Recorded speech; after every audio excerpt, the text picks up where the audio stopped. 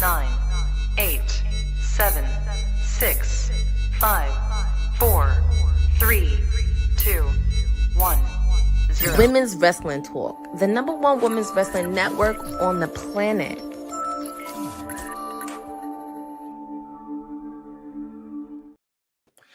What's up, good people? Happy Monday. It's Monday evening. We're about 40 minutes after 9 p.m. on the West Coast time, and I know it's a little late. We're going to see who's rocking with me for this post show for Monday Night Raw. As promised, a little bit later than we should have. I had some appointments I had to get to. Of course, the mayor is always busy. I wanted to make sure I recapped Monday Night Raw with y'all, which honestly, after one watch, this Monday Night Raw could have been an email coming off a kind of an okay Backlash pay-per-view, however you thought about it. But we got to see the NXT girls in the main event, strong showing by them. But we opened up the show with CM Punk with his first promo segment since the big turn at WrestleMania, where his best friend, Paul Heyman, turned on him and cost him to lose his first WrestleMania main event. What's up, Amanadu? Strong promo. We expected some fiery words from Punk. Heyman showed up not too long afterwards, which was cool to see. And I think that story will continue being told between Punk and Heyman over the next coming weeks. And we'll get to see why Heyman did what he did. But in this situation, the new faction showed up rather quickly to kind of dispel things and stop us from learning why. Punk did have a nice war words with Seth. And I don't know about y'all, man. I'm not really here for... I mean, on the surface, it's cool that Braun Breaker is getting this space to kind of just be a menace. But him just being like a seething pit bull does nothing for me. I think what he was an Intercontinental title scene where it's like, hey, I don't answer anybody. I'm not a baby face. I'm not a heel. I just whoop ass. That's perfect for Braun Breaker. But just being like just this dog that they sick on people is kind of lame to me. But what do you guys think? We saw this promo segment in blows. We saw Sami Zayn and our world champion Jey Uso make the save. And they sent the new faction kind of running. And it makes you think, like, what's next? Makes you think, like, hey, what's going to happen next? What's going to be the next domino to fall? Do they get a third member? And if they get a third member, who is that? Later in the show, we hear from Jay again. But then we get to our first match of the night, which is Chad Gable and his first match on Monday Night Raw, I think in a month, if not over a month. I think since the match after they were in Minnesota in his hometown, he wrestled the following week. And he took an L to Penta. So we're still doing the Chad Gable versus the Luchadors, which I think there's good staying power there. They're moving this along, and it's just Chad Gable against the Luchadors. I'm pretty sure Rey Fenix will get involved, but the rumors are online are that this somehow is going to lead to a El Grande Americano. No relation to Chad Gable, by the way. But it's supposed to lead to a El Grande Americano mask versus mask at possibly Worlds Collide, which that'd be a good match to have on that card. So it's just not like NXT versus AAA. But we'll have to see. But that was the first match of the night. Good to see Chad Gable in action. We've been seeing a lot of El Grande Americano. Who is also a part of American Made. So good to see Chad Gable back in the ring. Then we had the next faction or next tag team that's a part of American Made, the Creed brothers taking on the War Raiders, which is good to see tag team wrestling. The New Day was on commentary with Pat, which, by the way, I'm pretty sure that's what we're all thinking when you watch Monday Night Raw is like, what the fuck is Pat McAfee doing here? Like, not only getting a grand entrance, but really no selling everything that happened Saturday night at Backlash. I mean, the bad chest that he showed after the match that looked like torn up brisket, just no selling it. Grand entrance, comes, does his job, which fine, but like that's really a disservice for Gunther that they didn't do anything. That match was just a blip. It happened. It came and went. I don't know what it serves for. I don't know what it serves for either men going forward. And now we know where route Gunther's taken, but like, why did it need to happen? If Pat was just going to show up to commentary 2 days later and we were just supposed to forget and we would say, hey, Pat, good job. That's lame as fuck to me, man. But the Creed brothers took on the War Raiders. Ironically enough, the New Day, yes, Dylan, I can do without the New Day going babyface again, unless it makes sense on the heels of like this 10-year anniversary, like down the road if something happens to Big E. But like heel New Day is awesome.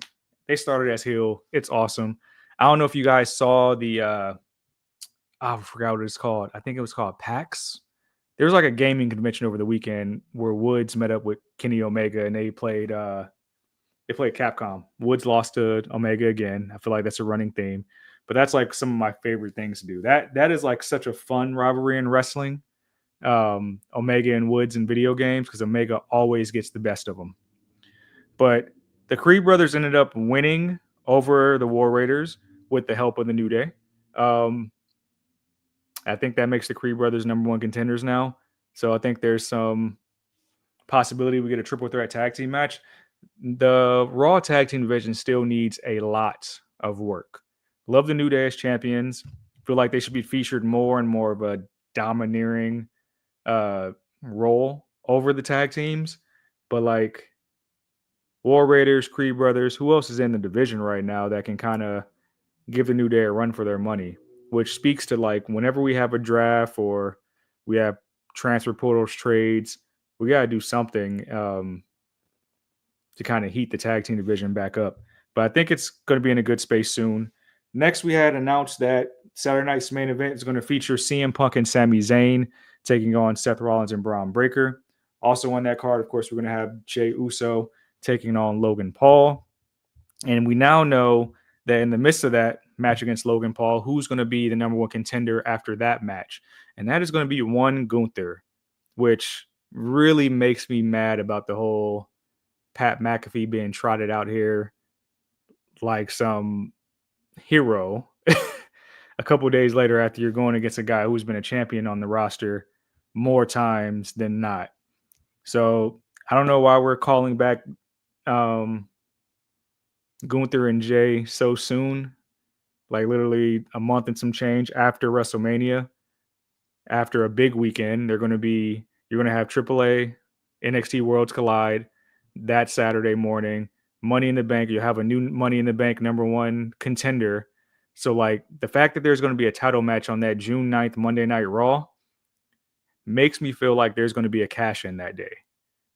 Because I think that's the best way you can keep Gunther safe and Jay safe, is if you have some triple threat and somebody cashes in. Maybe that's the night we get the third man in the Heyman, Breaker, Seth faction, because he cashes in, takes the title from Jay and aligns with him. I don't know. It doesn't make any damn sense to have Gunther in this match so soon. But ain't no way Logan Paul winning on Night of Champions. That's not happening. So look forward to Gunther versus Jay Part 2 on June 9th in Phoenix, Arizona, which I don't think either man could take a clean loss there.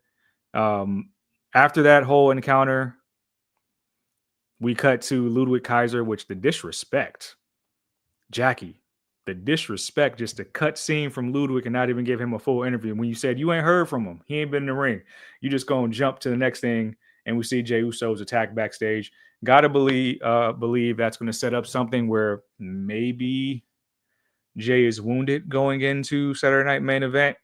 So maybe the odds are in Logan Paul's favor. Still don't think Logan Paul wins, but speaks to what we're doing with Braun Breaker just being kind of a hired hitman by Paul Heyman and Seth right now. Also before that, I don't know if you're catching this, guys, but they're also having segments backstage where Finn Balor, who's in one of our next matches, is talking to Roxanne Perez. Roxanne Perez and Julia are in the main event. Finn Balor's been seeming like he's the odd man out of Judgment Day for weeks now. Even with his homie JD. We now know JD and Finn are going to be taking on AJ Styles and Penta next week. That's a little spoiler for next week's Monday Night Raw. But something's going to give there. I think me and the councilman were talking on here. I would really be here for Julia and Roxanne aligning themselves with Finn. I think it helps them give them staying power on the main roster, and you can kind of do this like Judgment Day Wolfpack thing if you want to, where there's two versions of the Judgment Day rivaling with each other, which speaks to like the staying power of this faction. I think people want the Judgment Day to split, but they've been a thing for a long time now, and it's like, why break it up? They're kind of always in storylines on Monday Night Raw, I think, for like the past few years. So I think you can tell more stories there, especially with Dom being a champion, especially where it looks like AJ Styles is probably going to be his next number one contender. AJ Styles and Finn Balor was our next match. And this was probably to me, it was the match of the night. Two guys that know each other very well. I don't think it needed the interference, but we got the interference from Judgment Day like we do with every single match. Penta makes the save. Which Penta got beef with everybody, man. That shit is funny to me. Penta got beef with American Made and Chad Gable and El Grande Americano. And he still got beef with the Judgment Day because they cost him the title against Dom over the weekend. So that means the Lucha Brothers are going to be a thing and be together real soon again. But Penta cost Judgment Day this match. Finn picks up a clean L against AJ Styles. Good for AJ Styles to pick up that win because I still kind of have that Logan Paul taste in my mouth. So it helps us get further away from that and allows us to forget that actually happened. But hard-fought match, thought it was great. Next up, we get the man coming out who lost to the Bird Woman over the weekend. That was a shocker for me because I thought for sure Becky was going to Becky was going to win that match and defeat Lyra pretty handily and make something of the Intercontinental title scene, but that just elevated Lyra to a whole new stratosphere. She's now 2-0 against Becky Lynch in the WWE. But Becky is kind of taking an interesting route here.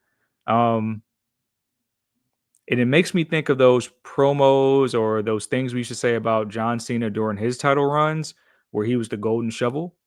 And Becky is pretty much saying she's going to call her shot and she's going to be the golden shovel that we assume she is.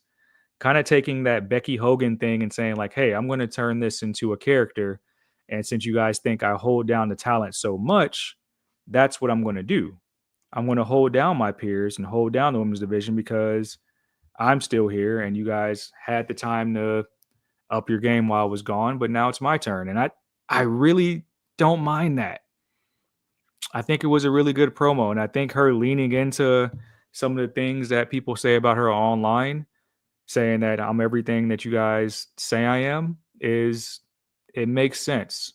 Because in reality, Becky has done, this isn't like apples and oranges. Well, it's apples and oranges. This isn't like we're talking about Charlotte, who's always around the women's title picture. When we got the big time Bex run, Becky was advocating for a lot of the women in the division. Like she had the match with Xia Li. She went down to NXT and elevated Lyra. She had the match, I believe, with Indy Hartwell. She did a lot for superstars who, for lack of better words, were not being featured prominently backstage. So I can't say that Becky is a golden shovel at all, but I think her leaning to this character gives the women's division a lot more staying power because what do I always say? You got to have storylines away from the title picture. And if Becky's just going around slapping women backstage like, hey, like step up or get lost, and she's doing that with like Maxine Dupree or Zoe Stark, people backstage that we don't get to see on Monday Night Raw in this Netflix era, maybe it'll allow us to get more character development out of our women's division so that Intercontinental title scene has more contenders. And that's all I want to see. I want to see more contenders, especially if we don't get, there's rumors of evolutions too.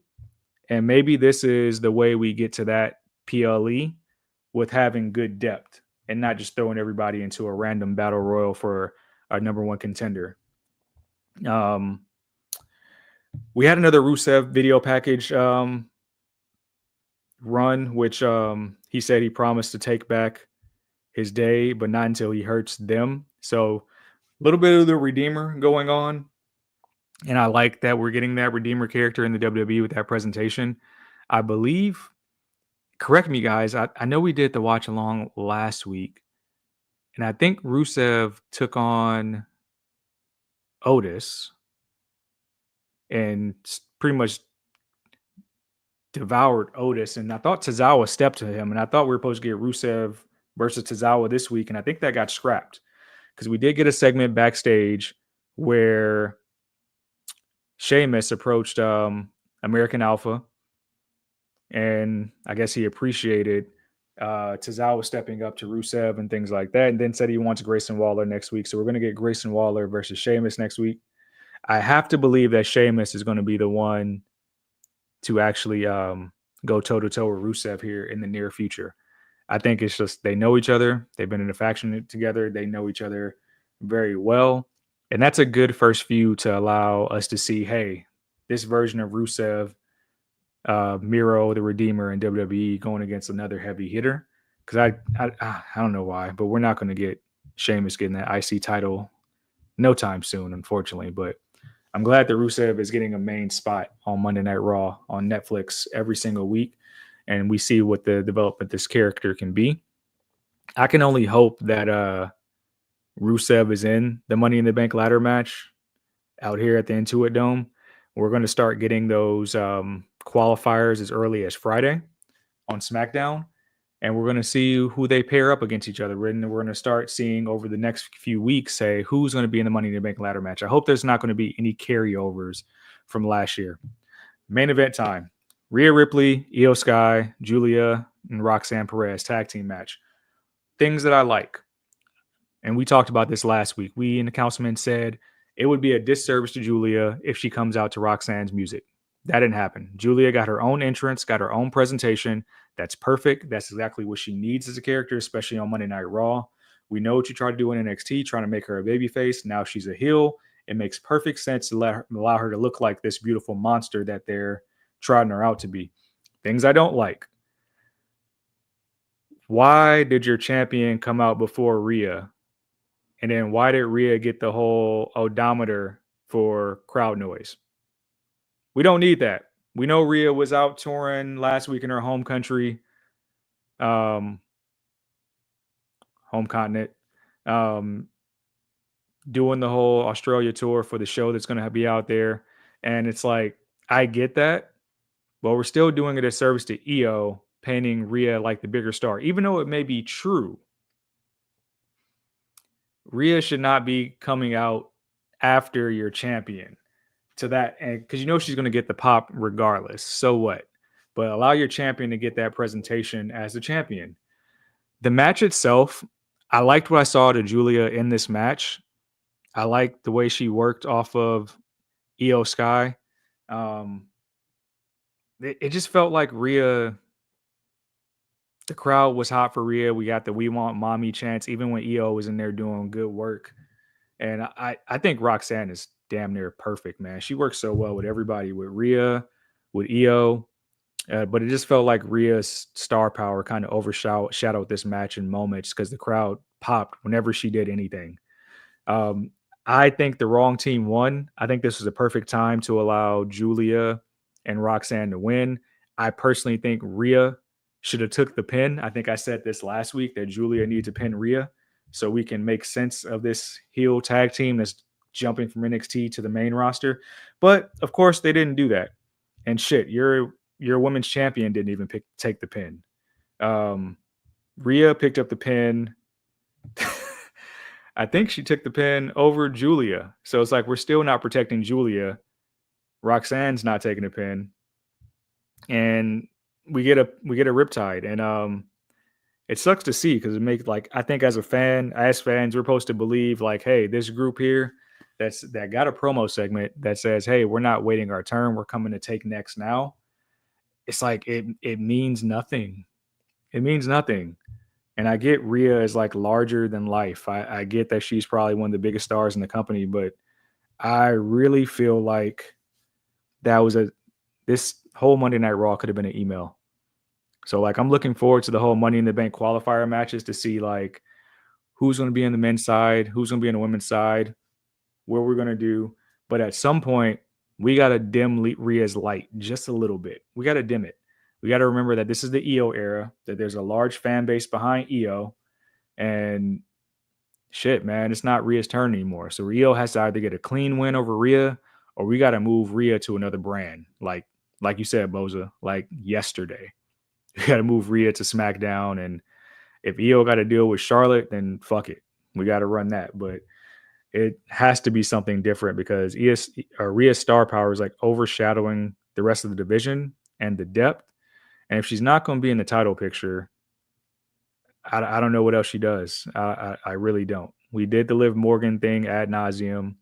We can't keep running that back. I would love to see her just have a blood feud with Raquel if they wanted to do that, but they have to make the storyline make sense. But that was totally the wrong call for the main event tonight.